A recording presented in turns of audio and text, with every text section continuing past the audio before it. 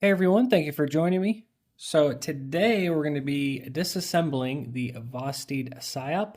Now this is the White Mountain Knives exclusive, and please forgive me for the bad lighting, but I am on the road to go to Blade Show, Texas and help out Concept. But before I go to Blade Show, Texas, I'm helping Concept go to other small cities in Texas to try to get their knives in their stores. So I'm actually in a hotel right now, and that's not going to keep me from creating some content for you guys. So first off, let me just say the PSYOP from Vosteed is a awesome design. I really love this thing. The action's great. It's got that top lock or top liner lock. A lot of names for it right now, but you have the button to disengage that liner on the inside, as you can see right there, very similar to a Spyderco. So you push on that, disengages that liner, and drops shut beautifully, riding on bearings. Again, great action. The detent is perfect for all the forms of deployment, which are the Spidey hole, or just the hole for deployment. You can use the reverse flick. Thumb flick works amazing. And you have a front flipper tab with jimping could have been a little bit more aggressive, but it actually functions really well, even though I just messed up right there. But you can finger roll it as well, and even do the, I don't know, the reach around, I guess. But yeah, really, really great. Again, sorry about the low lighting, but I'm doing the best with what I got here. And another great thing is that it's got TA hardware all the way around, which is nice, except for the pocket clip, which is a little bit interesting, but that's fine. And it is reversible, so if you are left-handed, they didn't leave you out, so that's really, really cool.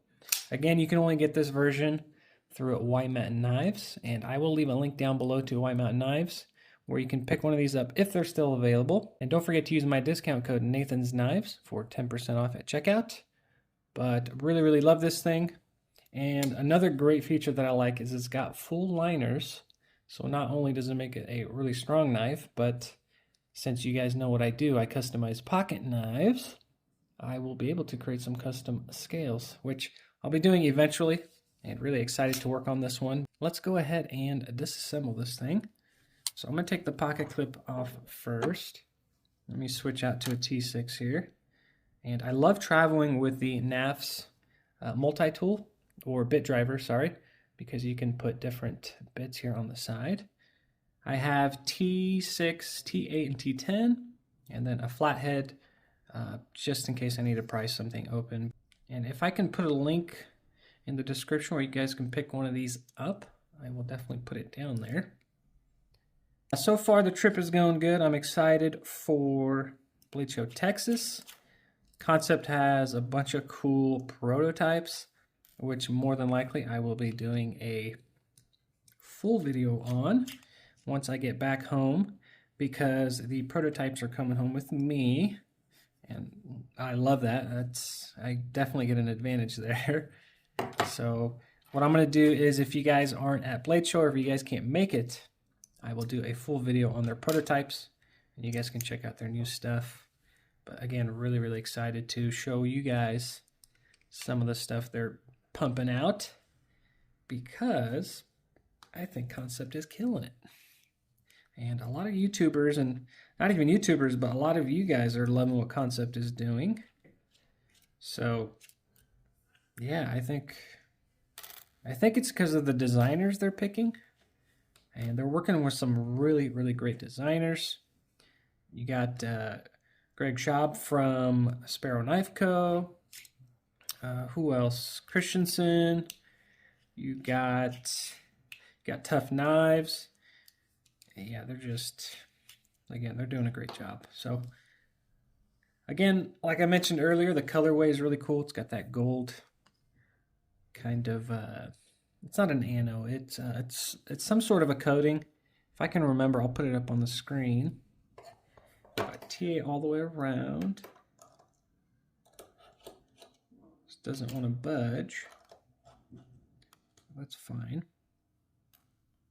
Let's see. Maybe I have to disengage it. Oh, yeah, so I just released the liner a little bit and everything popped off. But yeah, I love this top lock or top liner lock, whatever you want to call it. I think it's an awesome, awesome design. Well, here, let me give you guys a close look. Again, okay, there we go. We got some good lighting there. You can see how that works. Another thing I noticed is the liner lock is not separate from the frame or the liner frame, so it really makes it very strong since it's part of the same chunk of steel. And then it looks like you have a screw holding that button in, so maybe I can create a custom button as well, but that is for another video. And it's a little snug, so I'm gonna try to pry this open without getting cut. I definitely don't want to do that on the road, especially before the show. I won't be able to experience the knives if my thumb is injured. Here, let me see if I can.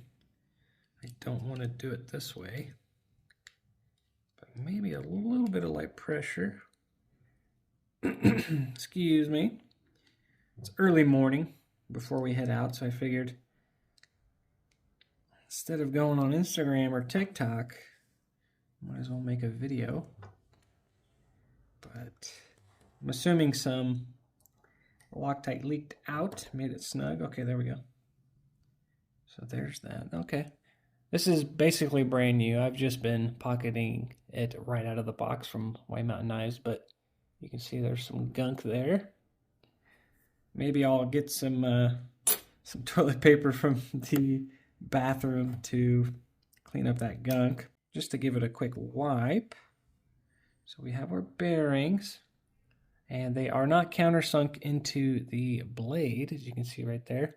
So making the contact points, or where the pivot pin goes through, a lot stronger. Oh. We might as well take them off. They are brass caged, ceramic ball bearings, or bearings. And then there's the track. There's your detent hole. And sorry if I'm not talking too good. This is early morning and I'm still having my coffee. I'm still breaking in the day. But there is the pivot. So it is a D-shaped pivot, which is nice. So you don't have to use two, or it's not free spinning, which is a plus. I don't think I'm going to have to take this scale off. So there's this side. And I like that it's heavily skeletonized, making this a lot lighter for its size. But really well done. And yeah, definitely going to be easy to create some scales because there's not much internal stuff going on. It's just a flat piece of material. However, I do like this black micarta. I think it looks good against the gold. They did a beautiful job. And you also get a pivot collar, which is what I forgot to mention. I just dropped the stop pin, but you do get a pivot collar. Let me pick up the stop pin. I'm kind of glad it fell out because it's actually a pretty chunky stop pin. So I like that. Now, one thing I noticed is the body screws, they have two right next to each other, which I think is a little strange. I mean, I guess it adds more strength, but visually, I don't like that there's two screws back here. So when I create custom scales, I think what I'm going to do is remove probably this one, so the inside standoff, or the barrel spacer, just to have a cleaner look and one less screw, because you have this pin here that holds the back spacer in. So if you see, let me check this out. Let me pop it back on so you can see what I'm going to do. But if you get rid of this one, you can actually just use these 2 points as or 2 contact points to keep it from swiveling. So that'll be nice. It'll definitely look a lot cleaner without these two, or this one here in the center. But I think that's the way to go. Let me know down below if that's a smart move. I'm gonna go grab some toilet paper really quick out of the hotel bathroom and just give it a quick wipe before I reassemble it.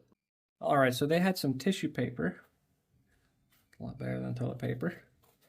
But one thing I didn't bring with me is some oil, but let's see, after I wipe this stuff down, let's see how it functions without oil. I think it'll be fine, honestly. More than anything, I just want to get rid of the sludge. I think I'm gonna drink a little bit of my coffee. You can't get the day going without that coffee, right? But yeah, I'm surprised some companies put, or actually I'm not even surprised. I know why companies put a lot of grease or oil, and it's just to protect it during shipping, which I appreciate because it'll keep it from rusting or just having some weird issues. Plus it gives me the reason to take it apart and clean it. So if you ever do have an issue with your knife, at least the way I do it is I'll inspect it closely, and if I see a lot of gunk or if I hear like weird gritty noises, I'll actually take it apart, clean it, and then I'd say 90% of the time that's usually what fixes the issue. And it's very rare that I get a knife that has some gritty, weird noises or doesn't function properly. And I'll take it apart and I'll clean it, and it actually makes it smoother, makes it run better. And I know that voids the warranty on some manufacturers, but I think these days a lot of the manufacturers don't mind if you take it apart. Let me know if what I'm saying is even true. At least that's just what I've experienced. So I think that's pretty much it. And I gotta say, it's very easy to disassemble. As you guys saw, it took, I don't know, maybe less than a minute, 2 minutes tops. Put the stop pin, got the D-shaped pivot, so I don't have to worry about anything with that. The bearings are greased, which I'll leave them. Have some sort of lubrication. And when I install the blade and reinstall the liner or the frame lock that goes on top of the knife, I like to put the blade at a 90, so that way the detent or the liner with the detent ball actually forces it up and it allows you to get it exactly where it needs to be. Because if you don't, then the lockup wants to fight you, and then you're just battling it the whole way. I don't know if that makes any sense, but that's something I learned taking apart a bunch of knives. So hopefully that tip helps somebody out there. Okay, so I got everything, bearings. This should line up. And everything is snug. I like that. I'm noticing that it's snug and the parts are lining up smoothly. So pivot collar, don't want to forget that. They did put quite a bit of Loctite on the pivot, but that's not a problem. I'm just glad I was able to break it free.